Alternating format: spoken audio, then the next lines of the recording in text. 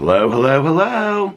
How are you guys doing today? Happy Saturday. So we're doing a cold front porch vlog today. A cold front porch vlog. I was actually going to film, what is going on? Oh my God, I just got like rampant texts from all these people. I was going to film inside today. So my plan was to get up earlier. I think we knew that wasn't going to probably happen. My plan was to get up earlier and film a couple videos and then film my vlog. And then as my vlog was rendering, I was going to like get ready because we're going to Carlos and Liliana's tonight for a little family get together. We're playing games and stuff like that and having dinner. And then while we were gone, I was going to upload the vlog, but the other videos would already be posted. I had this grand plan, right?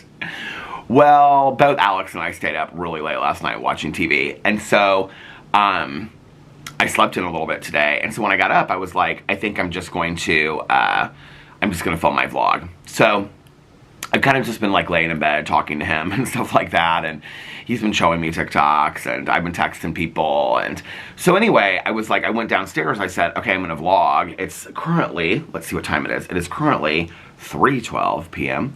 And so I was like, I'm gonna go downstairs and I'm gonna vlog in front of the computer. Well, when I sit in front of that computer, if it's during the day, I filmed a drama video in front of the computer the other day.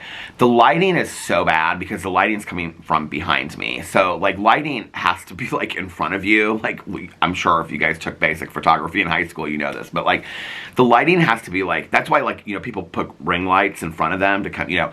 So, like, if the light's behind you, it, like, puts you in this, like, weird shadow. So whenever I'm sitting at that table during the day and the light is coming through, or like, because we have these high windows in our living room, the lighting is just so bad. Well, I sat down to vlog and I was like, getting the camera ready, and I'm like, I'm almost like, just like ghost-like in the video. It's just ridiculous. You can't see me at all. And I know that a lot of you just listen to me, you don't watch me, but I was like, okay, I'm gonna go film outside. And so I typed in Indianapolis, because I hadn't been outside yet. I typed in Indianapolis weather, and it said it was 28 degrees. So let's see what the temperature says right now. But when I looked, it said that it was 28 degrees. And I was like, oh, there's no way. I can't sit outside in 28 degree weather. There's no way. But then I came out here, and it's cold, but it's not freezing. I mean, it's freezing, obviously, under 32 degrees, but it doesn't feel as cold as I thought it would. Oh, it says it's 26 and sunny, is what it says. Not even 28, it's 26 and sunny out here. And then I was like, okay, I know that people are gonna say I need to be wearing my heated vest. I actually, in all honesty, I wouldn't really need my heated vest. So this area is kind of covered a little bit. Like, when people walk by and they see me sitting here, they're like, it must be cold sitting out there. It is sometimes, but like, that chair is colder than this chair. I don't even know why. It must just be how, like, the wind goes and whatever. But anyway, so I was like, I don't really need my heated vest today. I think I can make it out here for about an hour and vlog. And I was even going to bring out my, well, are they mittens or are they gloves? I think people agreed in the comment section that they're fingerless gloves is what we call them. I don't know, but anyway, I was gonna bring those out here.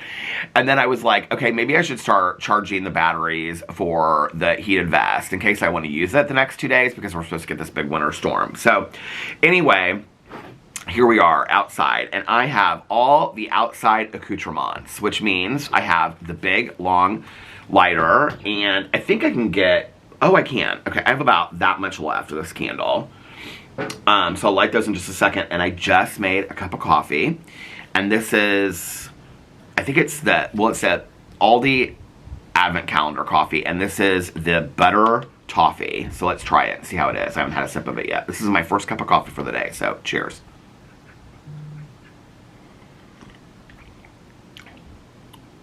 Oh, it's good. It's kind of sweet. It's kind of like, you know what this reminds me of, actually? It reminds me of the IHOP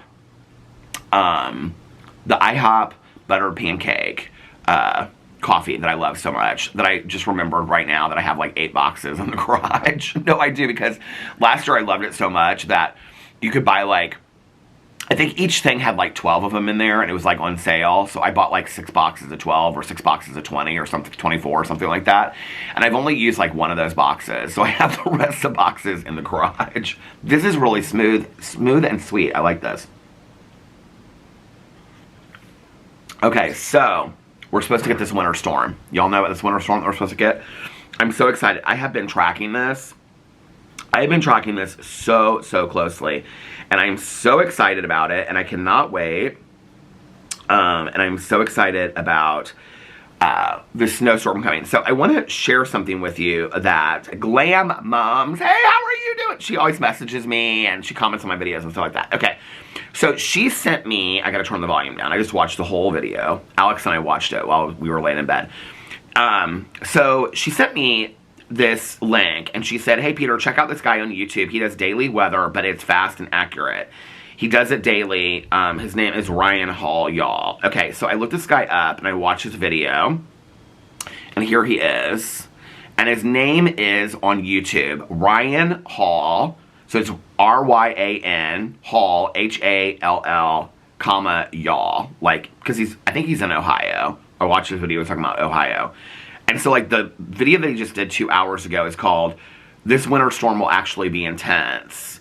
And then, oh, there's another one that there's a lot of these weather channels out there. They get, like, tons of views. Like, this video that he posted, 3 hours ago, it's at 423,000 views. I mean, like, these videos get a ton of views.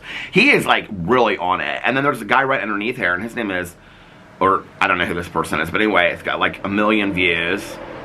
And that video went up 12 hours ago. I didn't even realize, somebody was telling me, what were they saying about, there's a whole, oh, I didn't realize this. Okay, so yesterday on my Peter Does Stuff channel, I showed my planners, and somebody said there's a whole, like, planner community on YouTube. And I was like, what? There's a whole planner community? There's communities of everything. I guess there's a whole, like, weather community on YouTube. I didn't know that. So anyway, so thank you for that recommendation. I subscribed to him and I'll be watching his videos. But anyway, so I watched it. Here's the deal with the weather. So it's coming from, like, Kansas all the way through to us, and actually the East Coast. It was like Baltimore, Washington, D.C. are supposed to be hit by this storm as well. And it's all going to start, like, every time I trim my beard, like, it's like 2 days later, and I'm going to trim it again today. It, like, itches my nose so bad in here. Anyway, let me light the candles first of all before I forget. Okay, candle 1 lit.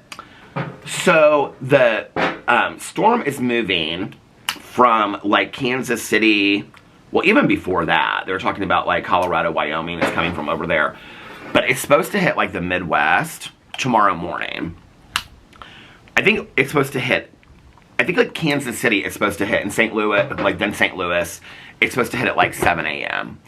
We're supposed to get it between, like, I think, like, 10 or 11 and, like, 3 p.m. is when it's supposed to start here. Like, they said he says everything on there, like the first snowflakes and all this kind of stuff. Maybe earlier than that. I don't remember. But anyway, so the way that it shows it is, like, this line, and it's, like, from kind of, like, southern Indiana, like, past us to, like, Lafayette, to where, like, Purdue University is, and a little bit, like, to where my friend Valerie lives. She lives north of there. Like, we're all in, like, the snow. So, like, the more north you go, like, if the middle of that is, like, the most snow. So, actually, we're, like, right in the middle of it. So, we're, like, in the 6 to 10, 6 to 12 inch range of supposed to get snow.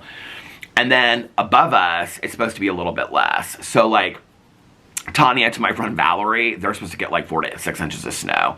And then below us, they're supposed to get snow, but it's supposed to be, then, like, southern Indiana, it's supposed to be, like, by Evansville, it's supposed to be really, and, like, by Louisville, Kentucky is supposed to be hit really hard.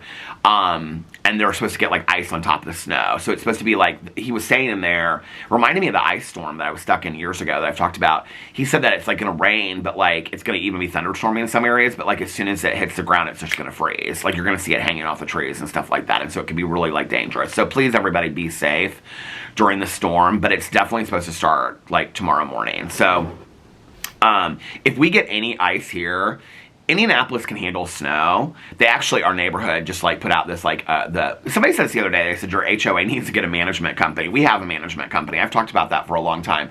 So, like, a management company is, like, you hire a management company to take care of the neighborhood. That's the one that, like, hires all of, like, the snow removal, like, it goes through them. Like, they're the ones that manage everything, and then we hire the management company. But we have a management company.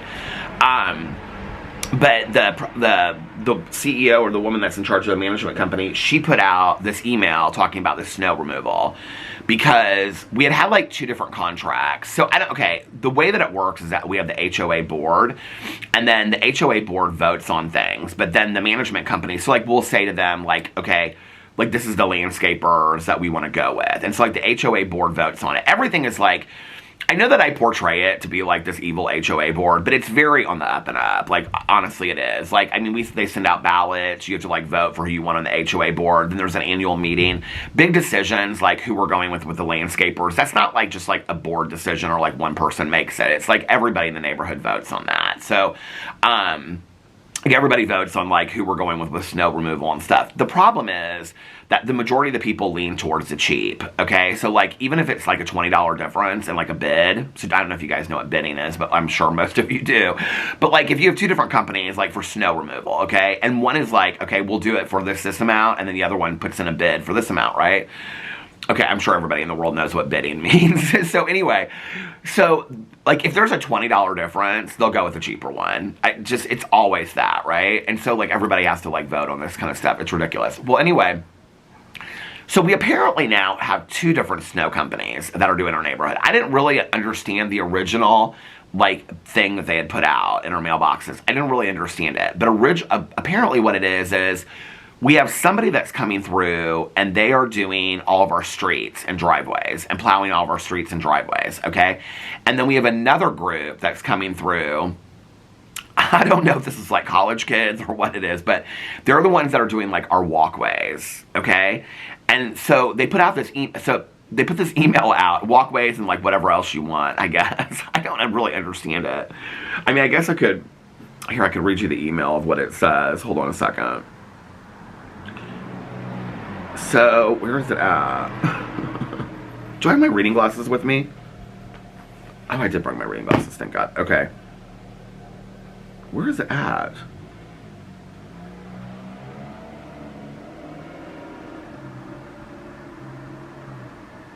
Did I delete it because I thought it was so stupid? Hold on, it should still be in my deleted emails. I think it was just said snow. Why can I not find this? Anyway, it was this email and it said, I want to find it because it's talking about like how many inches of snow and all this kind of stuff that like have to be until it's like removed. It's like apparently 3 inches. No, that's the end of the year letter. Why is it not showing up? I know she put this email out. Why do I have that song Groove is in the Heart in my head? Groove is in the heart. I literally, this email has just like disappeared. Okay. Where is it at? Oh my God, this is gonna drive me crazy. Okay, so anyway, I'm gonna keep on looking at this while I'm talking about it. So we have like this, hold on a second. Here it is, upcoming snow event. We are starting 2025 off with snow this Sunday into Monday. Heavy wintry precipitation is expected. High probability for snow amounts of 6 inches or more, with potential for significant accumulations of sleet and freezing rain across southern portions of central Indiana.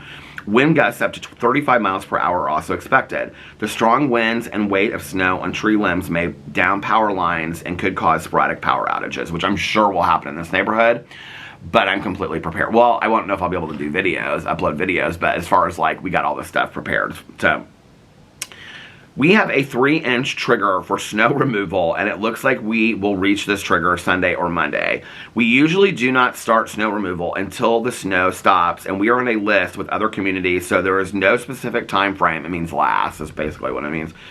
Time frame we are able to provide to you when the streets, driveways, and sidewalks will be clear. The plan will develop as the storm progresses, and emails will be sent to keep you updated. We have 2 vendors this year. Vendor number 1 will be taking care of plowing and salting the streets. Vendor number 2 will shovel and put down ice, melt on the driveways and sidewalks to the front door. If you would like more than this done, please contact vendor number 2. No vehicles should be parked in the street, and this is a safety hazard for the snowplows. Any driveway with vehicles or sidewalks with obstacles such as trash bins may not be cleared. So please be courteous and make sure the areas are clear so the crews can work unimpeded. So yeah, I feel like last year or the year before when we had, so I did find that email, thank God. So when we had, thank God, because I needed to know that. But I feel like one year, I think it was a year or two before when we had like really bad snow, like one year. I remember talking about it on here. And it was like every neighborhood outside of here, like they clear it. Like, I mean, because they're city streets. And so this is where it's really weird. Like we're considered like a private neighborhood because whatever, because we're like a gated community, but we're not really like, anyway. So we're considered like a private community, which means that we have to follow like with the pool. When they told me we're like partly private, partly public, which makes no sense. And then I found out later that that means we can open the pool whenever the hell we want and close it. We could keep the pool open until November if we wanted. So that was kind of like a lie that I was told back in the day. But as far as like snow removal, so all the other streets around us are obviously public streets, right? I mean, I don't know what's this considered, but it's like, so we have to hire our own snow removal. It's not like public snow crews come in and do it. Well, as soon as you leave our neighborhood, every street is completely cleared for days. And then our streets are like, I mean, covered with ice and snow. And there was one year that like it had snowed bad. I don't know if this was last year. I don't feel like we got that much snow last year. So maybe it was the year before. I don't remember. But like nobody was willing to come out here and clean it out. And at that time, who the CEO was of the management company, she came out, I think it was her, and maybe it was the president. I think it was just her. I can't see the president of the HOA going out, but maybe it was. I don't know. I don't feel like it was her, but there was like several people in the neighborhood that were like, I feel like it was from the management company that came out here, and they were literally like hand shoveling driveways because people couldn't get out to like their doctor's appointments and stuff like that. Something like that. I don't remember how it all went down. But anyway, so the snow is coming, and I'm very excited about it. I just want everybody to be safe. So please, everybody be safe. But if everybody's safe, I'm very excited about it. I got my candles ready. The electricity goes out. I've got all the stuff charged. I'm going to be charging stuff all night long. Well, so I bought these 2 huge chargers, you know, in case the electricity goes out again. Which, if we have like an ice storm, it will. So this is what I was going to say. Indianapolis can handle snow all day long. Like, I mean, if we would get like 1.5 feet of snow. So this guy says in here that like the area that we're in, he's like shows this huge area, and he's like, we're talking like from Kansas City to us. He's like, we're talking probably 6 to 10 inches of snow. He goes, but if we get like 14 or 15 inches, it's all basically the same thing. And I'm like, oh ma'am, no, it's not. Like, it is not. Like 15 inches of snow is not this. I mean, it's difference of like 10 inches of snow, 9 inches of snow. Can we please get that? I want the 15 inches of snow is what I want. You know what I'm saying? So anyway, but the Indianapolis can handle like snow. I mean, even if we got like 1.5 feet of snow, they would probably put out like a school delay the next day for a lot of the schools. But I don't even know that they would cancel school on Monday for like 1 foot of snow. I don't know that they would. Indianapolis, probably, because we haven't had that kind of snow in so long. But we can handle snow. Ice is a different story. Indianapolis is never prepared for ice. And which is interesting because I would say in the last 5 or 10 years, we've gotten more ice storms than we have snowstorms. I mean, power lines do go out. I can remember the year that we stayed at Melissa and Jason's and stuff like that. So, yeah, I wish I got that fireplace fixed because we could have made a fireplace. But guess what? We're shit out of luck on that one because Peter was so lazy to get the fireplace fixed. But anyway, next year. Next blizzard next year. Oh, he does say in there, though, that with the drifting snow coming behind it, that it could turn into a blizzard. I don't really know what the difference is between a blizzard and a storm. Do you guys know? I don't know. Let's look it up. Blizzard definition. I don't know if I've ever, the blizzard was at 78, I think, in Indiana. It was when my neighbor across the street, she and I, our moms were like really good friends. Well, her mom and my mom were like good friends their entire, my mom passed away and everything. But I can remember she and I, like our cul-de-sac, had just huge, we were out of school for like 2 or 3, 4 weeks. Not 4 weeks. I think it was like 2 or 3 weeks we were out of school. Huge piles of snow. I mean like 10, 15 feet of snow on the side banks of the cul-de-sac. And the cul-de-sac was so iced over that we literally had our ice skates on and were like ice skating in the cul-de-sac. Okay, blizzard Definition. It pulled up as soon as it pulled up 78.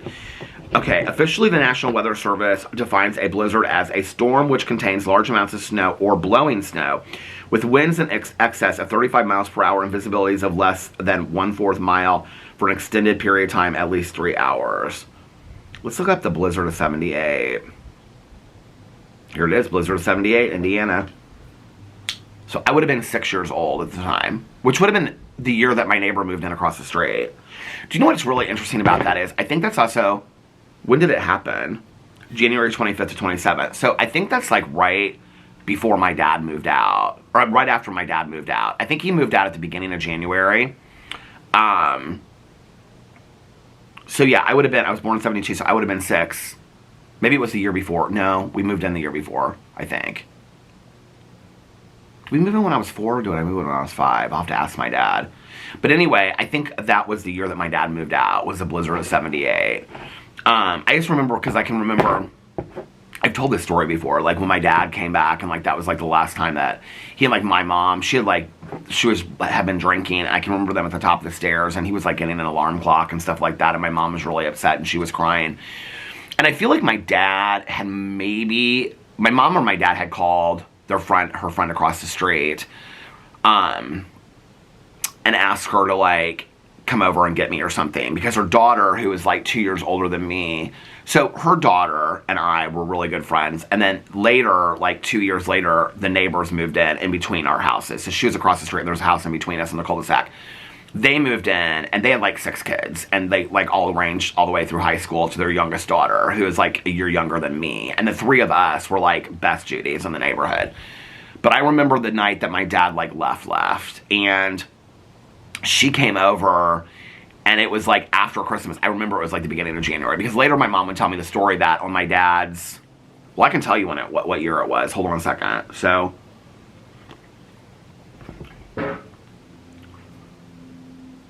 that can't be right. No, I'll have to ask my dad. My dad always like gets it wrong too, though, when I talk to him, because he's like, he thinks I was like older than I was when they got divorced. And then my stepmom's always like, no, that's not right. Peter was a lot younger than that. But anyway, so I remember my neighbor across the street, she came over, and I remember we held hands, and because I don't know why I remember this, but it was after Christmas, and we held hands walking up and down the street, and it was like snowing and cold outside, while my mom and like my dad were like, it was like the only time I only remember like 2 or 3 incidences of them really arguing, and I wouldn't have considered that like an argument. Like, I just remember my dad was like telling my mom that he was gonna go, and I think my mom had been drinking pretty heavily, and she was like begging him to stay, and that was like one of the only times that I like remember like there being like any arguing or whatever. And my dad had like gotten like this alarm clock or something, and so she and I were on the street, and we were like holding hands, like singing Christmas songs. She just kept on holding my hand like really, really tight. She's like, let's just keep on singing these Christmas songs. I think it's so bizarre you remember things like that as a kid. You know, at that time I would have been like 6 or 7. And you know, I look at kids today, and it's so interesting, because you think that like kids don't really get things. Like, parents are always like, you know, how should we, like, we shouldn't let kids know this, or we shouldn't let kids know that, and whatever. And I am totally all for that. I agree with that. I think kids should stay as innocent as long as possible. I believe in keeping kids age appropriate, you know? I think it's interesting that I started drinking at 12, but like in every other aspect, I was pretty like innocent and age appropriate for a very long time. I mean, I watched a lot of R-rated movies and stuff like that, but like other than that, I mean, there was a lot that I was pretty innocent about on the world, and I think that that was a lot of my parents doing. There's my, hey, what's up? You ready for the storm? Yeah, I'm getting ready. You better be. You'll probably be out there grilling tomorrow. Yeah, right. Anything good? I'm getting my weighted blanket out. Are you? Yeah, I'm getting ready for it. You know what? I forgot I had one upstairs. Yeah, they're warm. I think I'll need it. Okay. You have my name on your chest. Yeah.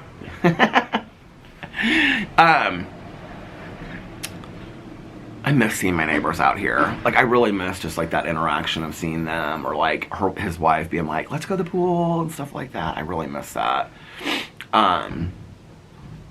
It's so weird just being like inside all the time, you know? It's not like I couldn't come out here, you know, but like just to sit and like say hi to people. And, like, I only do that like once or twice a week anymore when it's like cold. So, but now we're counting down, you know. I mean, we're in January already. I was thinking about this last night, you know. I mean, it's right now, it's the 4th, and before we know it, it'll be the 14th, which is basically the middle of January. So January's almost over already.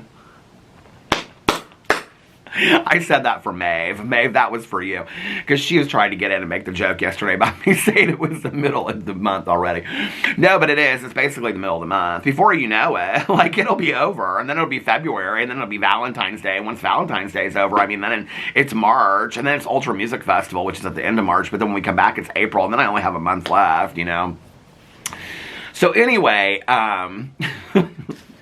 basically, the pool's opening tomorrow. Did you not know that? We're opening the pool tomorrow, okay? In the middle of a blizzard is basically what's going on. But, yeah, it's weird to me, like, when I think back on, like, what I understood as a kid. Like, what I understood. You know, like, I remember my mom, like, Caroline and I talk about this all the time. My mom and my aunt, they had these, I think they've passed on now. Oh, no, one of them hasn't. Well, it wouldn't even matter because I'm not, nobody could connect them to me through social media anyway, but like, my mom and my aunt had these two guy friends, and their names were Jim and Bill. And Jim and Bill were like, very kind of like, well, they looked like businessmen kind of, but they were like very flamboyant when they would come over, and they were always dancing with my mom's, or my mom and my aunt, and like, they were friends with all of our mom's friends, and they were like, I mean, I don't know, like, I don't know that I would have understood at the time that I could have communicated to you that they're gay, but like, it wasn't like I didn't know that they weren't either, you know, like, I can remember like one time, my mom got like, I would have been young too, I don't know how old I would have been, my mom really liked this Jim guy, and I think it's kind of funny in retrospect too, that like, when I came out, like, my mom just, like, there was parts of it that she didn't get. I was like, what do you mean, Mom? She's like, how do people know? And I'm like, Mom, seriously? Like, so, I don't know, but, like, she didn't with this guy, and he was, like, kind of, like, real flamboyant and stuff, you know? And, I mean, later she would be like, yeah, I knew that Jim was gay. But, like, I was like, but Mom, like, she was like this one, I can remember she was, like, really crushed over him. Like, she thought that they were going to be, like, boyfriend, girlfriend or something like that. I do remember one time, though, that, like, he had come over, and they had been, like, I mean, everything that I remember from, like, when I was growing up was, like, my mom and her friends, or my Aunt Kathy and their friends, and they were just constantly sitting around having cocktails. It was very, like, this is going to sound so sick and looking back on, like, this, you know, chaotic alcoholic family, but it was very glamorous. It really was. I mean, it was candles lit, fires in the fireplace, music playing in the background, drinks in beautiful glasses. It just, if you took that all away, it just was a scene of alcoholism is what it was, you know? I think that maybe I didn't really understand it as a kid, but I understood the excessiveness of it. I understood that my mom, I even understood with my mom's friends. Like, I could have told you, like, with certain friends of my mom, you know, that their speech was going to change after a certain amount of time, or, you know, like, my mom would be, I can remember that as a kid. Kids understand addiction. If you ever talk to a kid that's an adult child of an alcoholic and is, who's walking down the street talking so much? Oh, look at all those dogs. Oh, they got 3 dogs. But if you talk to anybody that, as a kid, went through that, you know, like, I mean, anything from, like, their parents being a heavy drinker to having their parents be a heroin addict, kids understand that stuff. They understand it better than you think they do, you know, and it's like, the gay stuff, like, I understood that Caroline understood that Jim and Bill were gay. Like, I don't know that we understood the words until we were a little bit older, but we understood that. You know, I understood that, like, my parents were, like, arguing and what the divorce meant. I think it's, like, you know, it's interesting because we were watching, like, Real Housewives of Beverly Hills, and Dorit and PK are going through a separation, possible divorce. They haven't talked about that yet. But, like, they're not telling their kids that they're separated. And it was so weird to me when I watched it. I thought, I feel like you're doing your kids more of a harm by not telling them. I mean, kids understand that. She's like, well, they don't know because they just go and stay with PK at his apartment every once in a while anyway. So it's no different for them. Well, that's weird anyway to me, that your kids just go stay at, like, your husband has an apartment. Why is that even needed? For when he goes out and stay, I mean, you have a home, 20 minutes for that. None of this makes sense to me, right? When it adds up. And so, like, I think that kids understand more than we give them credit for. I did. I definitely did. And maybe that was because I was forced to understand more. Maybe that was because I was surrounded by living in this adult world, and so I was kind of forced to understand a little bit more. But even then, like, my parents protected me. This is what I was going to say about Jim, was that I remember there was, like, this time that my mom, like, he had been over partying with my mom and some of her friends and whatever and stayed up late, and the next day was, like, the Strawberry Festival. And the camera stopped. And so I think Jim and Bill were both over there. Caroline and I are like, the one thing, oh, here's my neighbor. Oh, where is her husband today? Where is your husband today? He has a horrible, horrible cold. Oh, does he? But you're feeling okay. Oh, yeah. Oh, yeah. You, Knock on wood. you got your hood up and everything like that. Look at you. Are you ready for the snowstorm? You know, yes and no. If I was at the grocery store yesterday and you would have thought we were going to have a snowstorm. Really? Was everything gone? No, you couldn't find a parking place. Oh, really?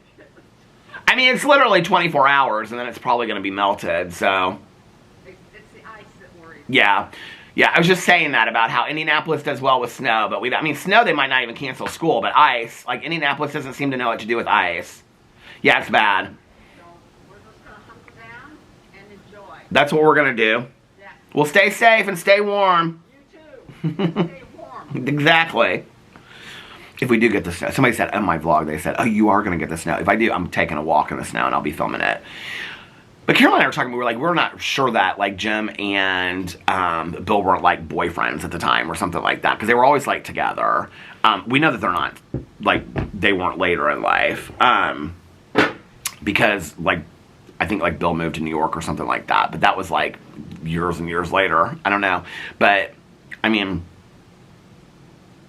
They were, like, really close to my mom's age. So my mom was born in 40, so she would have been 40. Would my mom have been 84 this year? No, that can't be right. No, my mom was born in 43, so she would have been 81.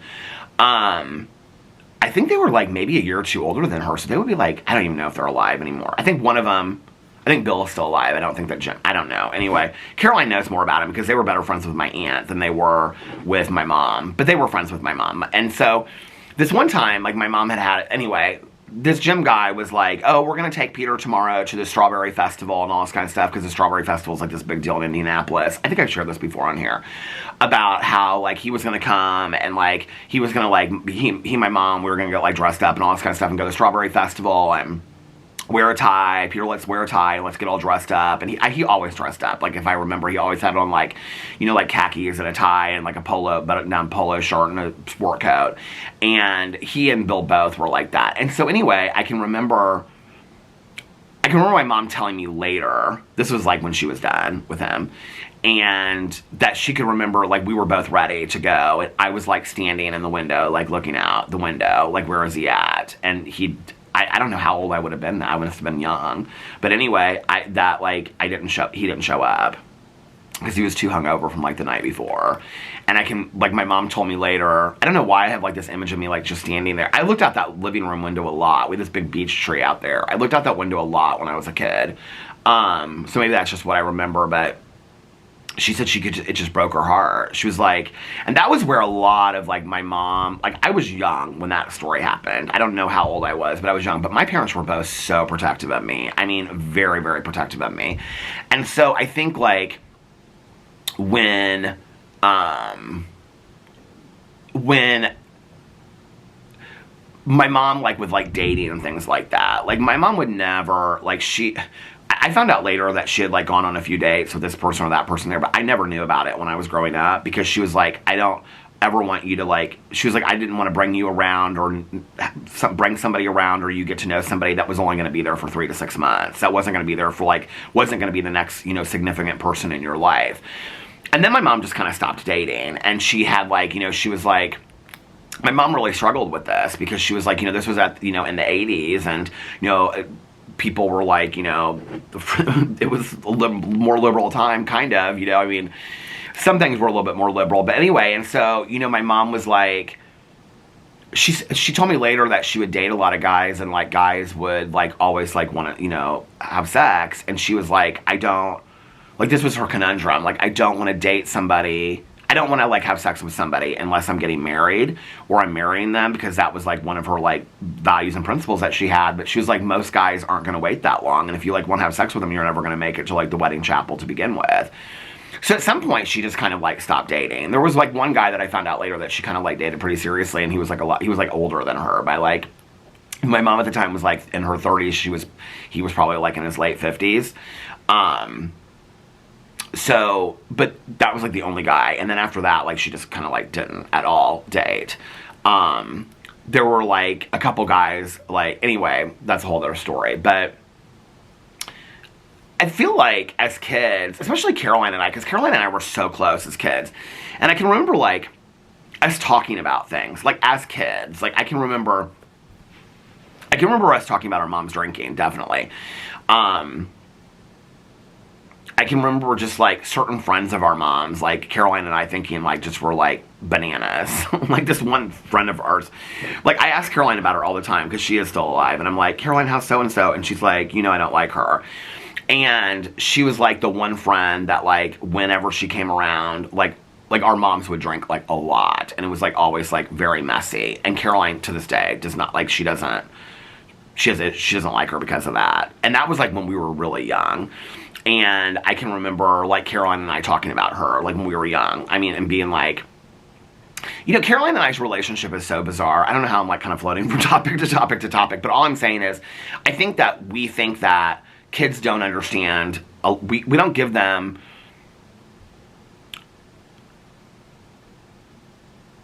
I think that we think that kids don't understand a lot of what I think kids get more than they do.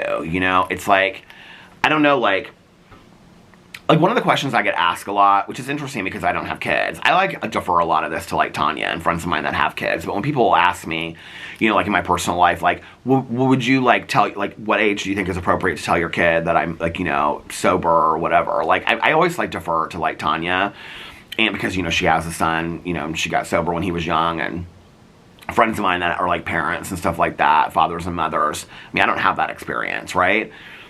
But it's interesting to me because, like, I understood from a young age, like, I think we get caught up in the language of it. Like, what language should we use or whatever, right?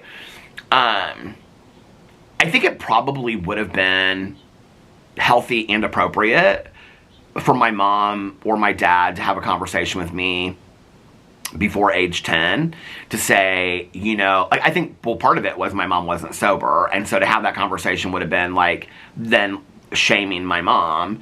But I think had I understood it a little bit better, I think there were things I didn't use until later because of the scare factor. That is true with me. There were a lot of things I didn't use until a lot later because I was too scared, and I didn't really understand it. And so I don't necessarily think that scare tactics work, but, I mean, I will say this is kind of funny in retrospect, but I did have quite a few girls that hit on me in high school, like, wanting to have sex with me, and even some friends of mine, and I knew, like, inside that I was gay. I knew that, but I wasn't saying that, and I think that there was even, like, a point that I was like, when am I going to lose my virginity? Like, what girl will it be? And I can remember thinking that my total fear was that I'm going to get a girl pregnant. Like, I was so terrified of that, like, of getting somebody pregnant, like, and I can remember, like, that whole fear of mine, which is so interesting to me because I have several friends of mine now that, like, have kids that they got pregnant during high school, but, and now their kids are like, in their 30s or whatever, and they're having kids and raising families and stuff. But it's crazy to me that, like, that fear, I don't know if anybody else would relate to that out there, but, like, that fear of, like, pregnancy was, like, something that really did. I don't know if it was an excuse I used because I knew that internally I was gay, and so I was just like, no, that's why I'm not going to do it. I don't really remember back on that, but I do remember, like, from a young age understanding a lot. I think we get caught up a lot in, like, the language that we use, and it's like being afraid. Like, you don't have to sit your child down and be like, okay, well, use the words like addiction and, this and that and whatever, but, I understood enough to know that I think they just got a new dog. The little dog looks so cute. I think, like, if I understood enough at a young age that I could have communicated to you, and did in therapy appointments, that my mom, when she drank, that she changed. And that I was scared of the changes that happened when my mom drank. And so when my mom drank, it wasn't good. And I could communicate that to somebody, you know? And so, I didn't very often in therapy. I think there's only maybe like once or twice that I actually talked about it. I always felt like this is the other thing, is that conversation never being had, right? That like, I always felt like I was like betraying my mom if I would talk to somebody about it. You know, even when if I talked to my dad about it, like I always felt like I was betraying my mom, you know? But like, I understood that enough. Like, there's language that you can use with kids. You don't have to use like all of these like technological terms, you know? If you're sober, I mean, I don't know that I would tell a kid until you have some period of sobriety, because I think a kid, I don't know that I would have understood my mom going in and out, like getting sober, relapsing, getting sober, relapsing, getting sober. I think that would have confused me. I don't think I would have understood that. But like if my mom had been sober 6 months or a year and she was sticking with it, I think for like my mom and my dad to sit me down at that point and say like, mom had a problem like when she drinks, like it's, you know, bad things happen. I would have got that. I already understood that. And then for them to explain to me, you know, like mom is not drinking anymore and she's going to start making changes, and there's this group of people that she hangs out with and they have problems drinking too, and they all get together and talk and help each other out. Like I would have understood that. Like kids get a lot more than you think they do, you know? Like I would have got that. I don't know. I feel like, and you know, maybe today we understand how to have that conversation, but I think that we also don't know how to have that conversation. I think it's not just about that. I think we don't know how to have that conversation. You know, it's interesting because somebody commented, I don't know if I think it was a comment that they gave me, maybe it was a direct message, but they said, thank you for me talking about family toxicity. And then I just kind of referenced it. But like, I think like to have relationships with your kids or your grandkids or whatever, where like you have honest relationships, and I'm not talking maybe necessarily at 5, but definitely by like 10, I think, you know, to have like conversations on a kid's level that they understand about, you know, if you like are hesitant to go, I mean, kids sense that shit. I understood that like my grandma like drove my mom crazy because my grandma was constantly keeping tabs on my mom. Like she was worried about my mom's drinking. She was worried about this. She was worried about that. And it drove my mom crazy, right? I think for my mom to have sat me down and said, you know, like, I love grandma and I know you love grandma, but sometimes grandma says things like I say to you, you know, that like make you feel like you're going crazy a little bit. Like I would have got that, right? But like instead, I just kind of watched it from afar and it made me nervous because I didn't understand it. Instead, I thought, does mom not love grandma anymore? Like I didn't get it, right? And so I don't think we bring kids in the conversation. I'm not saying you have to have those conversations with kids, but I feel like what I see like people in my life do is that they either are totally afraid to have those conversations with their kids. And I'm not talking about 5 years old. I'm talking about 10 to 18 years old, okay? That they're high school, kids can have those conversations. I feel like they can completely, like they aren't willing to have those conversations with their kids at all, okay? Or they do the total opposite and they do my kid is my best friend. Okay, your kid does not need to be your best friend. I think that's so great when people are like, you know, as they're adults and they're like, my mom is like one of my really good friends, my mom's my best friend, all that kind of stuff. I think that's fine. I think growing up, kids need friends their own age. I don't think kids need parents. I see these moms on the Facebook all the time, okay?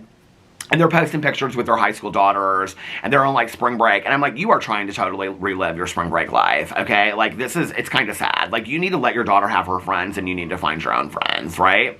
Not to mention that when she goes off to college, you're gonna be absolutely devastated, you know? I think it's one thing to have a close relationship with your child.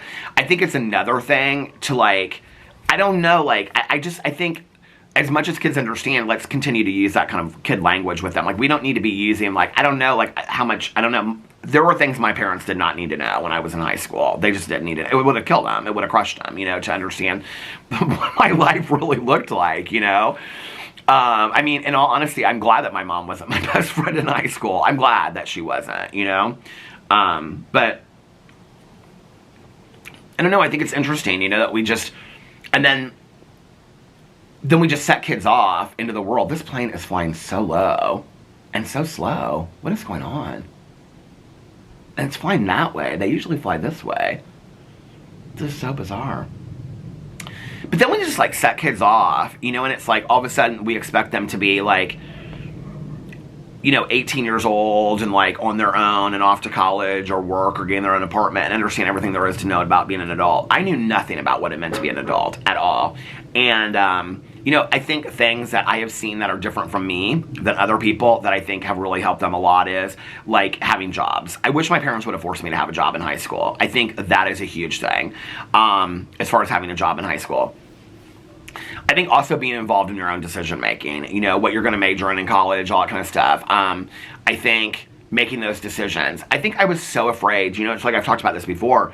There was this whole period of time where there was like these books that were written about, teenage girls. I think it was called there was two of them. The boys' book was called Raising Cain, Surviving Ophelia, I think is what it was called, something like that. Anyway, something Ophelia. Do you guys know what I'm talking about? It was all about all these girls' issues. It was like about eating disorders and, self-harm and things like that. And then this other book came out. It was called like Raising Cain. It was talking about, I think that's what it was called, or Boys Will Be Boys or something. But they both came out at the same time. And they were about like boys' issues and girls. Well, the boys one came out, I think, like 2 years later. But the first one was huge. And it was all about girls' issues. When I was 18 years old, you just were kind of like, or 17 turning 18, you were expected just to turn 18 and like understand what it meant to be an adult. I did not understand that. I did not understand anything about it. Not to mention, I had been drinking since I was 12 years old heavily. So I was 18 years old, moving into an apartment, okay? Going to college, coming out, going to gay bars with fake IDs. I was at 18 years old going on emotionally 12 or 13 years old. Truly, I was, and I look back on that and that's kind of scary. I don't blame my parents for that because they didn't really know. And I don't think that at that time we knew to like educate kids on like what it means to be an adult. I had no clue. Like I knew how to start a savings account and a checking account. I knew how to pay bills and stuff like that. But other than that, like I didn't really know how to do anything. I just didn't. I didn't know how to maneuver the world, and I didn't even know who to ask about that stuff. I mean, I deferred to my dad for so long about stuff. I mean, for anything, And then there was just a time when I was like, I gotta just start learning this stuff on my own, And I think that's really when I started like growing up as an adult. When I was like, I need to start learning how to do this stuff on my own, But yeah, I think, it's weird. So anyway, how did I get to all this? I was talking about the snowstorm. Anyway, I don't even remember what I was talking about, but that was a long conversation, wasn't it? What was that book called? I never read the one about the boys. Well, I read part of it, but the one about the girl was something Ophelia. Is it Surviving Ophelia? Do you guys know what book I'm talking about? I can see it. It's like an orange, it's like a purple cover, and it's got, oh, here, it is, oh my god, the letters aren't purple. I cannot believe it. Reviving Ophelia. Yeah, this is the copy that I had. Oh, it's pulling me up on Audible. I definitely don't want to listen to that book again. No offense. I definitely don't want to listen to that book again. What year did that come out? I remember that came out, and when it came out, here it is. Saving the Selves of Adolescent Girls. But I remember that one came out, and then after that came the boys one, and I can't remember what that one was called. Hold on a second. Let me see if I'm right about this. Because I remember my mom having this. Here it is. Raising Cain, Protecting the Emotional Life of Boys. And I remember when it came out, and like my mom and I, let's see if it says on here what year it came out. And I remember, I feel like it probably came out about 2000 or something like that. Let's see. Oh, it did. Publication date, 2000.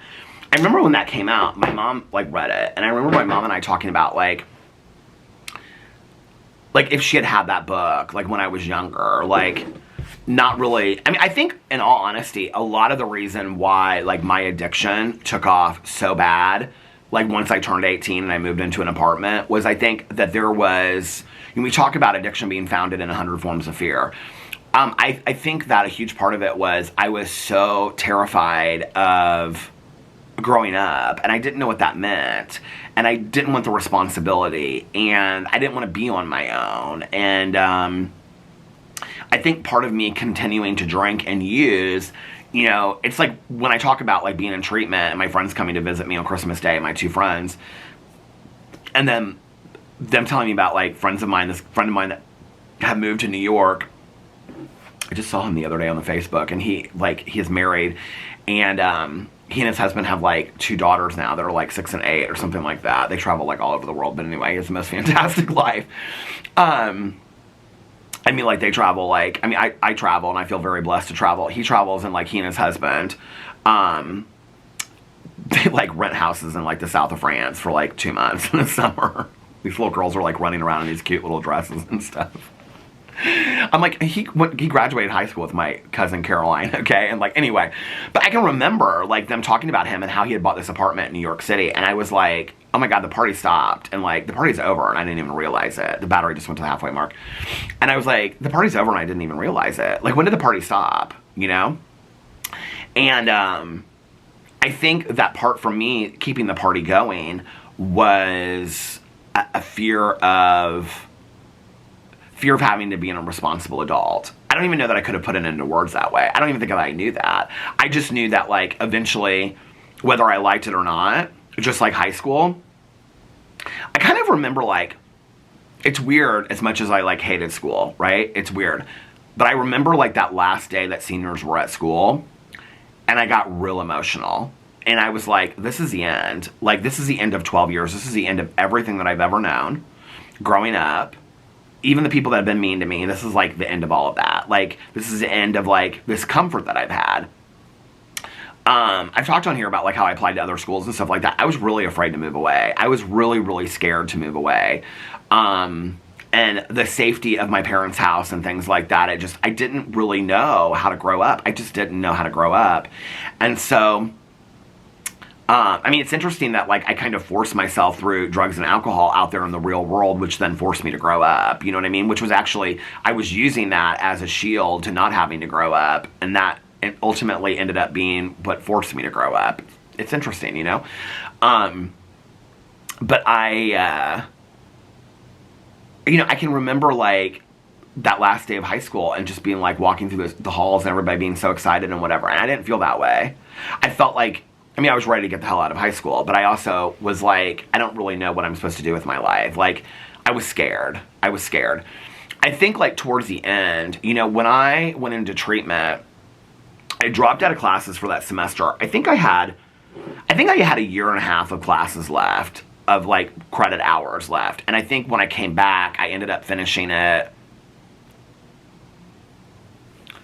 I think I finished it in, like, a year and one summer session is how I finished it. I don't remember how I finished it, honestly. I would have to look at my diploma and see when I graduated. I don't honestly remember, like, how that all worked. But I feel like I shortened it, like, when I came back, after getting sober. Like, I came back to, like, win it, you know? So, like, when I came back, I think it was, like, it's so weird that I'm thinking about it in terms of, like, this guy that I dated, but this guy, Todd, that I dated, he was in my film class. That's how we met. And that was, like, my first semester back, which that would have been summer 1. Maybe what I did was I took summer 1 and summer 2, and then came back in the fall, and then took spring classes and graduated that spring. I think that's what happened. And then I took a year, and then after that year is when I applied. Okay, so if that would have happened, okay, I would have turned 23, I would have graduated right before I was 24, took a year off, then I would have been 25 when I started, then I applied to the master's program. I think I worked 2 years before I applied, 26, and which means I would have been 28 or 29 when I graduated. No, because it would have been 98 or 99, which would have been, anyway, I don't know. I'll have to sit down and do the math sometime, but, it's weird that, like, I had to go through all that to kind of, like, grow up. You know, I had to go through, I was just thinking the other day, this is so weird. Do you guys remember I bought that little, like, I just looked out the tree knob over there. I was thinking about Boo Radley last night and, like, holding him and talking about the tree and the last night. But, do you remember the little door that I bought, the little fairy door for a tree? I kept on thinking about last night how I wanted to put that out there on the tree, but now it's too cold, so I'm not going to do that today. But I'm waiting, like, I'm seeing if I can make it to the hour mark here without the battery dying, because I'm going to have to go get another battery to finish this up, because I haven't even talked about what we did last night yet. But anyway, what time is it? I'll get ready here in a second, too. Oh! Yeah, it's weird that I had to go through hell to kind of grow up. I don't know, you know, like that's really what taught me to be an adult, was getting sober. You know, I will also say, and I hate saying this, but like out there living on the streets, like, I mean, I wasn't living on the streets, but dealing on the streets and, you know, going to like, you know, dealers' houses and having guns in my mouth and being put in horrible situations. And I mean, I grew up real fucking fast. I did, you know, waking up in beds next to people I didn't know. Like, I woke up real fucking fast, and, excuse my language, did I say wake up? I grew up real fast. And I think when all of that came to me when I was in treatment, all that stuff I had gone through, all that stuff, you know, and I don't necessarily think that just going through horrible stuff grows you up, but I think at that point I was like, okay, like, you can just use this as an excuse for, like, all this really bad stuff happened to me, woe is me, or you can use it to empower yourself, you know? And I think I had that moment. I mean, I had a lot of internal talks with myself. It's like I can remember being in the meeting, I've shared this before, when I was, like, sitting in this meeting, I just did not relate, and I was like, it was, like, early on. It was, like, in my first 60 days, and I was like, okay, God, if this is what you want for me right here, if this is what you want for me for the rest of my life, fine, but then, like, I'm going to do something and turn it into something. Like, I'm going to have an amazing life, which I do, you know? But I kind of, like, made this, like, deal, you know, with, like, God in that moment. I don't know if God was listening, but, like, I made this deal. But, like, I had a lot of, moments where, like, kind of, like, had these, like, you know, spiritual conversations with my higher power or whatever. And I can remember that as well, being, like, I didn't go through all this for nothing. Like, you know, like, I love the saying in recovery, like, God didn't bring us this far to throw us out on our ass kind of thing, right? Like, you know, like, and God doesn't make junk. Those are two of my sayings that I love, you know, is that God doesn't make junk and God didn't bring me this far to throw me on my ass. Like, there has to be a purpose to some of it, or a meaning to some of it that I can at least find, right? And so I think, like, when I was, like, in treatment, I had some moments where I was like, you've gone through all this horrible shit. You know, you've gone through, I mean, stuff that I haven't even said online that I probably couldn't say online because YouTube wouldn't like it. I mean, I've been through some horrific shit in my using years and even before that. And I can remember being like, you can use this, like, you can, like, I think that's where I kind of, like, started to understand, like, I don't even know that I used the terms until 20 years later, but working through stuff, like, you can deal with this. There was a scene in Girl Interrupted, I always forget the title of that movie, that is so fantastic. It's like Winona Ryder is so resistant and so resistant and so resistant to the process, right? And then there's a day where she just, like, starts talking to her therapist, and she's like, I'm going to work through this. I had that moment in treatment, and that was years before that movie even came out. And the book was based on the Jane Karen book.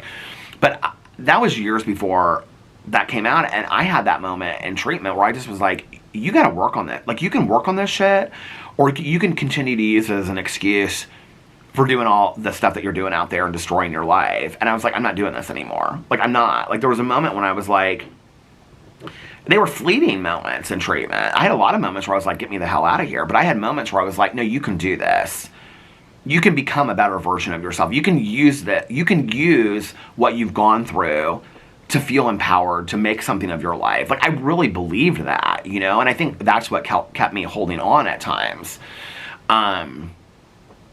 So I don't know. It's weird, you know, that, like, I went through all that stuff. But I don't think that I knew. I think part of why I kept on using was to delay the inevitable. And the inevitable, I don't think consciously I knew this, but I think subconsciously it was, like, part of me using was because, like, it just kind of kept me stuck in space. It kept me stuck in time. You know, if I kept on using, I mean, it wasn't like when I was using, I knew that there was going to be a day that I was going to enter treatment, like, and I was going to get sober. I think that's the one thing, like, when I tell the story, I think that that's one huge important piece. Like, that's probably obvious to you guys. I don't know why I'm even saying it, but, like, it wasn't like I knew December 17th of 1994, I'm going to get sober. Like, I know that. That's part of my story looking back on it. But at that time, I never knew. Like, I never in a million years. I mean, I was coming up with plans. Like, my roommate and I thought we were going to maybe, like, my old roommate, she wasn't living with me at the time, but that we were going to, like, move and, like, you know, to California, and I don't know what we were going to do. But, like, I mean, I was coming up with all these kind of plans, you know, constantly, just like and not even really telling people. I think my life started getting more and more secretive the longer it got. Like, I was keeping a lot of my using, even from my close friends, because I knew that some of them cared about me, and I knew that some of them would call my parents, even though they used too. I think that I knew I think I knew internally that my use was so much worse than everybody else's. And I mean, they were not getting up and having to drink and use and eat pills all day long just to get them to be normal. I was. They were going to jobs. They were going to school. I was not. And so I just was spiraling. And I knew it was just not too long before, like, you know, everything just fell apart. I just knew that. And so, but I don't think, like, I never consciously thought, like, I'm going to treatment. I can remember a couple of people had mentioned it to me, and I was like, the hell I am. I'm not going to treatment. The camera stopped. But I can, you know, a couple of people said to me something about, like, you should think about treatment. I was like, no, I'm not doing treatment. I mean, I never woke up that morning, that week, that month thinking I was getting sober then. If you had told me, if you had shown me what my life looked like a year later, 6 weeks later, let alone 30 years later, okay, that I would have been sitting here talking about being sober, there's no way. I mean, there's a couple things that when I look back on my past, if you had shown me, like, a video of myself today of, like, being married, let alone having been with my partner for 16 plus years, okay? Being married for over 13 years. I'm very, very proud of that, you know, and all the work that we've done with marriage counseling and worked on, you know, each other. I mean, it's just like, I'm just so proud of our relationship. But if you had shown me talking about that at 16, 8 years old, probably even at 18 years old, I wouldn't have believed it. There's no way I wouldn't have believed it. First of all, we didn't even, like, I can remember going out, okay, and people being like, they would, like, date somebody for a while, and it was kind of like almost this joke term that gay guys would use, and they would be like, this is my husband, you know, like, they would joke about it. It would just be like, it was kind of like this joke term that people use. I don't remember, seriously, even until Alex and I were together, people consciously, like, really thinking about the legalization of gay marriage, like, or same-sex marriage. That was never anything that I remember thinking, like, when I was in my youth going out and stuff like that, that was not something that we talked about. I came out on the heels of the AIDS crisis, okay? We were talking about, like, let's just not get bashed on the street. We weren't even talking about safety in bathrooms, safety in bars. We weren't even talking about the right to marriage. I mean, I have friends of mine that were straight up fired, okay? And they would look at him and say, we're firing you because you were gay. Because it was legal to do that at the time. You know, we were talking about human rights at that time. I mean, I think people don't sometimes understand why I get so heated about it, right? That was what when I came out, that we went through. I mean, I had one of my friends that was shot in the head in a hate crime. I had another friend of mine that was bashed in an alley. She's a lesbian. This happened to friends of mine all the time, you know? And there wasn't a lot of protection by it, even though, like, in front of every gay bar, there were, like, you know, cops out there. Most of the cops were, like, gay cops and stuff like that. But even then, it was kind of like just people just kind of didn't look at us. And so we weren't talking about, I mean, I think it's great how far we've come, okay? I mean, that we're talking about, like, the respecting of pronouns and things like that. I don't really understand why people, like, get up in arms about that. You know, if somebody wants to, like, if somebody prefers something, why can't we just respect that? I don't really understand what that, like, the whole heated argument over that, right? We weren't talking about that when I was coming out. We were talking about, can you just respect that, like, I'm gay and I'm out, and how hard that was. And I had friends of mine that were losing their families, that their families were telling them never come home. And this still happens today, too. This still happens today. That their parents were saying, I don't ever want to see you again. You're not my child anymore. You know, that they were losing housing. They were losing jobs just for coming out of the closet. And that was in 1990. And we were on the heels of the AIDS crisis. And so everywhere you went, and people knew that you were gay. I mean, I can remember going to restaurants and people treating us differently. Because if you were gay, they automatically, immediately thought that you had AIDS. And so, you know, when I look at, yeah, there's a lot of work that we have to do in this country. And we've taken 10 steps back in the last couple years. But this is where I think it's important for our youth to understand how far we've come, you know. Because when, hey, how are you? Hey, Tiger. She's so pretty. Hi, honey. You better stay warm during the snowstorm. I think it's important for us to understand our history. You know, I think it's one of the reasons why it's important for me to understand why I watch, like, a lot of documentaries about, like, gay history, not just with Stonewall, but other things that were going on at the time as well. You know, in San Francisco and things like that, and all across the country and in the world. I think it's important for us to understand not just gay rights in our country or LGBTQIA plus rights in our country, but in the world. I mean, when you look at what our rights are like in this country compared to other countries, like, we have a lot of rights still in this country, you know, where people are being killed for being gay in other countries. And so And I'm not saying that that's okay, and I'm not saying that we should be like, whew, we got it so good here. I mean, we still have a lot of work to do. I'm just saying, like, let's be cognizant of what the world looks like, not just, I think Americans have this tendency to only look at things from an American point of view, to only look at things from, like, what it's like in the United States. And it's, like, this very narrow view, you know? Chimamanda Ngozi Adichie, who actually, by the way, has a new book coming out, but she talked about that in her, that TED Talks that she does, which is called The Danger of a Single Story, which is fantastic. She talks about how, like, the rest of the world, when they see the United States, they see the United States from, like, you know, like, the South or Wall Street or Los Angeles, Hollywood. They see, like, all these different points of view. But, like, when we think of a country, we only think of, like, one point of view of that country. Like, you know? And she was talking about what Americans' point of view of, like, Africa is, of Nigeria, and things like that. And that, like, each country in, you know, Africa is completely different. And she was talking about, like, that's the danger of a single story. It's like when you only get one single story, and most Americans only get one single story from what they see their worldview. I think that's part of it. I think that, you know, when I think I have even forgotten some of what it was like when I came out, you know? I, like, followed this Facebook group, and it's like, they post these pictures back of, like, even, like the 60s and the 70s in Indianapolis and the gay scene. And then, like, the years I came out, I see friends of mine in these pictures all the time, like, when we came out, like, Pride Day. I mean, it feels, like, so old. It feels like I'm watching some documentary, you know? And like, behind us, there are all these signs that are like, you know, God hates the Fs and all. I mean, tons of people standing on the sidelines at Pride Day festivals and stuff. And you still see that today, you know? But it's like, there was a real fear in our community. And I think that's what's so scary to the older generation of the LGBTQIA plus community, which I consider myself part of that. The battery's going to die. Hold on just a second. I'm going to get another one. Okay, I'm back. Alex is making a frozen pizza. I said, we are going to Carlos and Liliana's in, like, less than an hour. He goes, I know, but I'm hungry. And I go, but we're going to eat there. And he goes, I know, but I'm hungry. I go, okay, eat frozen pizza if you want to. And he is watching Traitors UK Season 1, which he completely ruined for me last night. But we'll get to that in just a second. I ruined enough shows for people over here. Listen, I guess it can happen to me too, you know?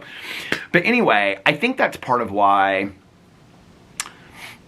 I mean, I know that a lot of, like, younger people in the LGBTQI plus community are scared right now in the United States, but I think that's why it maybe hits a little bit differently for those of us that are older, or allies of us, or friends of ours that were there with us during that time. Something feels different this time around, you know, when we're talking about taking away rights, or we're talking about this and whatever, right? Because it feels very similar to when I came out in 1990. It doesn't feel like, I don't know how to explain it. It doesn't feel so much like, you know, before it was like this uphill battle constantly, right? Of like, well, we're human like everybody else, and we deserve these rights. And it was explaining people almost on kind of like a philosophical belief system, like this is why people from the LGBTQI plus community deserve the same rights as anybody else, right? It's like any oppressed community. It's having to convince the majority why the minority are no different than you are, okay? Which, I mean, it's a ridiculous concept when you think about it that way, but that's really what it is, right? But, you know, for years and years and years, like in 1990, it was like, that's what it was, that we were just less than, and we were less worthy, less deserving, because we were basically disgusting human beings. So why should we deserve the same rights as anybody else? Well, that changed over years. And that changed because I think a huge part of it is pop culture figures started coming out. You know, we started seeing a lot of people come out. Like, I can remember when Ellen DeGeneres came out. That was huge. Neil Patrick Harris came out. That was huge. You know, we started seeing these people come out. It's the same thing with the trans community. When you start seeing a lot of trans people coming out. I mean, I'll be honest with you, like, when I was like, this is one of the reasons why it's important for me to give validity to people that identify as bisexual, because for years and years and years, bisexual people were a joke, a sexual fantasy. And then you started seeing people, and I think to some degree still are seen as like, oh, they want the best of both worlds. I think that later in life was like later, just in the last 10 years, was when you would start seeing mainstream celebrities come out and identify as bisexual, that the discussion was being had and people were taking it seriously. Well, the conversation had started 100 years ago, but nobody was taking those people seriously, right? And so, and it was always kind of like, well, which way do you lean? And, it was always like, these like, I don't know. It was like, people didn't know how to have the conversations. But then what happened was that as more people came out, that like, the people that we had to convince, which were basically straight people, that, we were normal. Well, the more people that you saw that were newscasters and, politicians and people that owned stores and people that were families in town, and the more, because pop culture people came out first, and then it was more comfortable for other people to come out, and the more people that you saw, then it was like, well, there are gay people everywhere, okay? So then maybe they're not these disgusting human beings. Maybe they do deserve the same rights as us. And that's what started happening. And that's how we got those rights. And then marriage equality happened. And then we started getting, all these other rights and stuff like that. And that was a huge deal. I think the reason why it's scary, at least to me, I shouldn't speak for everybody in my age group, is that the rhetoric that I'm seeing right now in this country negatively towards the LGBTQI plus community feels very similar to what I came out in 1990. It feels very much like you're disgusting, your beliefs are wrong, you don't deserve what we deserve, and it feels like we're right, and we are over here, and we are the right position, and you're the wrong position, and we don't agree with that. And therefore, you're less than, you're disgusting, you're wrong, and you don't deserve these rights. That's how it feels. For a very long time, it didn't feel like that. It feels like that again, is how it feels. From a certain point of view, okay? Like when people want to say things like, well, I'm just trying to protect family values or my family or my children and whatever. I'm like, okay, so basically then what you're saying is that our entire community is what we have fought against for years, right? Like that's very dangerous rhetoric for our community. It's why I bring it up in videos that I talk about, right? Like that's something that as gay men, we have fought against for 30 years. Go look at the statistical ratings, okay, of who that is, and it's straight white men, all right? So it ain't us. But, okay, so then, it's like, and then what you're saying is you're protecting family values. What you're saying is that gay people can't be families. That LGBT people cannot be families. That we don't have those rights to be families, right? It's scary to me. And then people don't want to hear it. And it's like, you look at the statistics of who, like, the highest rates of murder in this country are trans women of color. Like, that is scary to me. That is absolutely scary to me, I don't know. And it's all based on this hate rhetoric. You hate somebody so much that you're willing to make their life so miserable. And so it feels very much like 1990 to me again. And 1990 was like the tail end of it. Friends of mine that are 10 years older than me, 5 years older than me, they went through hell. Especially the ones that are 10 or 15 years older than me. That had like every one of their friends died during the AIDS crisis. Literally, And I don't know. It's just like, it just breaks my heart. I can remember when I came out, I've said this before, it's like, you would see people standing in bars that literally looked like what you would see on talk shows, people that had AIDS. And you'd be standing there like right next to them, like at the bar. Or you'd hear about people that they would say, oh, well, I can remember this guy, to this day, I can remember his name, because he was like, danced with all the drag queens, he was like a backup dancer, he was super popular in the gay community, and everybody would talk about him. And I never met him, because he died like right before I came out, and I can remember like all of my friends talking about him. I still remember his name to this day. And I think one of the reasons why I still remember his name is because that story is so important to me, that people are not forgotten. I never even knew him. I never even met him, but like everybody talked about him. And it's like this whole, it's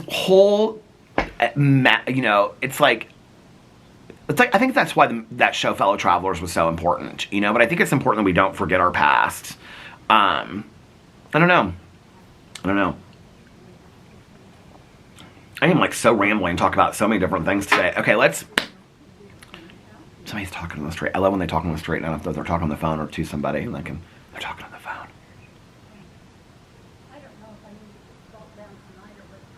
She said, I don't know if I need to put salt down tonight or till tomorrow morning. Baby, we pay for that. We pay for that. Okay, so last night, first of all, I just want to say today I woke up because people have been asking me. I just want to say, I have had so many people reach out to me. When I shared about the wedding the other day, and I've been sharing a little bit about the anxiety and stuff like that, I did not have any clue that I would have so many people reach out to me, so many people comment on it, thanking me for sharing my story. I honestly am just blown away. I am blown away. It feels like such an honor to share something that I was struggling with, and to either have so many people say they relate to it, or thank me for sharing it, or thank me for being like, just even bringing the topic up at all. Like, that just means a lot to me. I just want to say I really, really appreciate that. Yeah, thank you. I just really appreciate it. Like, it makes me feel like I can, I don't know, those are the kind of conversations I love to have over here, I also feel like those are the kind of conversations that I think that sometimes people don't want to hear. I don't know, maybe those other conversations you want to hear. It was interesting that more people said on those videos, these are the conversations I like, than when I just do like the press conferences of this is what's going on in my life. You know what I mean? Like, I don't know. It really meant a lot to me. So I want to say thank you for that. Okay, so today I woke up and I felt a little shaky today, but I wouldn't say it bad, not bad. And it like went away pretty quickly. So that was good. So I don't know if it's just getting better as the days go on, or me talking about it has really been helping. I don't know. But I didn't feel super shaky today when I got up. So last night, Alex and I, as soon as I got done vlogging, I started rendering and uploading the vlog. Then Alex came downstairs and we watched, right as it was like, because it was like an hour and a half. So we watched RuPaul's Drag Race last night. And so it's season 17, episode 1, okay? And then we watched RuPaul's Drag Race Untucked. And at that point, it was like, I think it was like 11 or something like that. And I said, can we watch the preview for Traitors, the new season? So for those of you that do not know, they have the first 7 minutes of Traitors up on Peacock, okay? And so we couldn't find it at first, and he found it. And so we watched the first 7 minutes of Traitors. Oh my God, I was so excited about this season of Traitors. The first episode of RuPaul's Drag Race was good too. I really liked it. So I was like so cozy last night, and so I was getting tired. And so Alex was like, I think I'm going to watch. I was sitting at the computer. Oh, that was when I was posting my vlog. And at that point, the vlog was done. I uploaded it on my phone. And so I was ready to post it. So I said, I think I'm going to lay down and take a nap. And he goes, I'm thinking about maybe watching Traitors UK. And I said, oh, I think Nikki watched that and Tanya watched it and they both loved it. He goes, I think I'm going to start on season 1. And I said, okay. I said, well, I'm going to go upstairs and lay down. Do you mind putting your AirPods in? Because I think I might want to watch UK Traitors as well, and I don't want it ruined for me. And he goes, yeah, sure, I'll go put my AirPods in. So he goes upstairs and gets his AirPods, and he comes down, and he goes, you know so-and-so wins from such and such, right? And I go, what did you just say to me? And he just looked at me, and I go, did you just tell me who won Traitors 1 UK? I go, I just told you that I wanted to watch the show. And he goes, I am so sorry. He felt so bad about it. He goes, I am so sorry. Now, I know I ruined some shows, okay, but I don't ruin them. I haven't even watched one episode yet. He's already telling me who wins the whole damn show. I looked at him. So then it was so cute, because last night, like when I got up, he stayed up so late last night. He stayed up till like 4:30 in the morning watching Traitors UK. But like every time I would ask him how the show is good, he's like, it's really good. Like he's like, even if you know who wins, like I don't, because you told me. He's like, even if you know who, I mean, he was totally sincere. It was so sweet. He was like, even if you know who wins, it's really good. Like, I'm surprised. Like, I'm even more surprised now that I know who wins. I'm like, you're such a liar. And I go, he goes, well, I thought you knew who won. I go, how would I possibly know who won Traitors UK? He goes, because it's all over the internet. I go, I haven't even ever thought about watching Traitors UK until you just mentioned it, or to my friends, before they had mentioned it, I didn't even think about it. I said, why would I be Googling who won Traitors UK? I said, if I ever think that there's a show that I'm going to watch, I don't ever, look up who, like, won it and things like that. It was so hard to not look up stuff about RuPaul's Drag Race UK. So, anyway, so I laid down. I'll still watch UK Season 1 and Traitors. He's loving it. So, he stayed up last night till, like, 4:30 in the morning. I couldn't believe it. So, I laid down last night and I ended up sleeping until like 1 o'clock in the morning. Oh my God, my sleep schedule. I love that one person said on there, they said, I'm retired, my husband doesn't care. And it was just such a simple answer. I should go in here and read the comment, but I love the comment because people are always like, I don't understand your sleep schedule. Doesn't Alex have any issues with it? My husband could care less about my sleep schedule. He's like, as long as you feel like you're getting the rest you need, do you, you know? I mean, my husband sometimes will sleep 15, 16 hours on a Sunday to a Monday, you know, or whatever. And so, but I got this comment and somebody said, oh my God, my sleep schedule is exactly the same as yours. And I used to fight it, but I don't anymore. Now that I'm retired, I just go to sleep when I want to and my husband doesn't care. And I absolutely lived for that comment. I was like, that's exactly it. My husband doesn't care. I go to sleep when I want to, you know? And so anyway, I laid down, I got up about 1 o'clock and he was downstairs and he was like watching the show. And so I like leaned over the counter and he like, or leaned over the edge and he like saw me like up in the window because you can like, you know, with the lights on. And he was like, I was getting ready to go upstairs. And I was like, oh, okay, perfect. Well, then I'll come downstairs and you can go upstairs. And so he was like, I want to keep on watching the show. And I was like, is it really that good? He goes, oh my God, it's so much better. And when you know who won, I was like, listen, Linda. So anyway, so he came upstairs and then like we hung out and talked for a little bit. And then I went downstairs, I lit all the candles. And then I was like, okay, I gotta read because I'm wanting to finish these books for this weekend. So I sat down and read. I finished Milk and Honey, the poetry book. It was good. It's a hard read. It's a really, really hard read. I would not recommend that book for anybody that just went through a breakup. I will tell you that right now. Do not read that book after you just went through a breakup. It's hard. And it's very raw and vulnerable. So I finished that book last night. And then I read about 20 pages of Go Ask Alice, which is interesting because there's one part in there and she talks, it's like one paragraph literally, and she talks to this girl that's sitting in the corner and she's stoned out of her mind. Her name is Alice. I'm like, is that where it comes from? I don't know. There has to be some reference to Go Ask Alice in the book because I don't think her name is Alice. So anyway, she's on journal number 2 now. It's so weird because she says in the book, like, I mean, this girl literally, I mean, she lived in like, I think it's San Diego for like 6 months, just running the streets. First of all, the book starts and she's 15. If you really followed it in real time, she's like 24 at this point, okay? Like, I mean, she has lived a life, this girl. I love the book, but I mean, she's lived a life. I mean, she's opened stores in Berkeley with her friend. I mean, it's like, it does not track time, okay? There's no way that it tracks time where she would literally be like 24 at this point. But anyway, so she's so strung out and all this kind of stuff. But then she says, I never did any hard drugs. And I'm like, what, girl? Like, I just read 10 pages of you, like, dosed out of your mind, so hallucinating you don't even know what's going on. And then you're talking about how you never used hard drugs. And then she goes to this, she's like, I finally went and talked to this priest at this church and he called my parents and I'm going home now. And then like the next 5 pages of it, this is where you can tell that it's total propaganda. She's like, I'm with the Lord now. I love Jesus. Jesus can save everything. And then she's like, I talked to my brother. My brother loves Jesus too. We all love Jesus. We're all about Jesus. And then the next day, it's like, she's like, oh, Judy saw me at school. She asked me if I wanted some acid. Man, I just couldn't turn it down. I'm sorry, Jesus. It's like the weirdest fucking book in the world, okay? It is so weird. And I just can't get enough of it. I just keep on reading it. So anyway, I'll probably finish that tonight or tomorrow when we get back from Carlos and Liliana's tonight. And then I read a little bit of Maximum Ride last night. So I'm trying to get those books done this weekend. I brought out the Alex Cross books. I was like, okay, I'm going to read a chapter of that.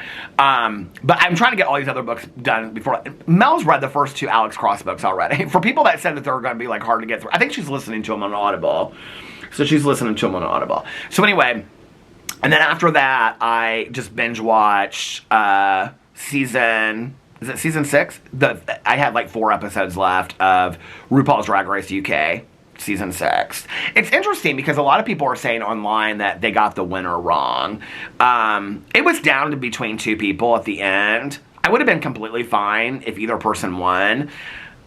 I think the right person won. I don't know. It's always interesting to me how like, if you win in the United States, you get like all these accolades, but if you win in the UK, you get like less accolades. When it's like, they're still like winning, they're just different countries. But like if you win in a different country, you don't get as much of an accolade as you did in the United States. When some of these queens on other countries like are 100 times better than some of the things you see in the United States. I mean, and true story.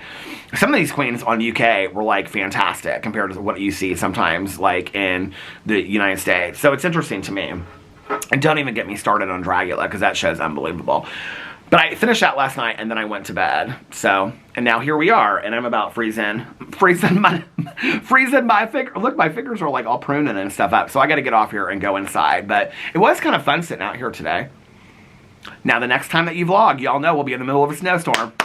I gotta stop at the store on the way home tonight so I can get some treats for some things for tomorrow. I drank my very last, I did do this last night. I drank my very last diet Dr. Pepper, which I've had the 12 pack for like the last 3 or 4 weeks. So gotta get that at the gas station tonight. And maybe some little nibbles and treats and things like that for tomorrow. Not too much though, you know, not too much because I'm on a weight loss journey. But something, I got hot coffee. So anyway, if the storm is coming your way, please be safe. Please take care of yourselves. Please don't go out unless absolutely necessary. Yeah, keep on watching the weather reports and stuff like that. Please stay warm. And yeah, so I hope that you guys are having a magically amazing Saturday. And if nobody else has told you this today, I love you guys. Thank you so much for hanging out with me. I love you. Stay warm, and I will see you tomorrow. Bye. Love ya.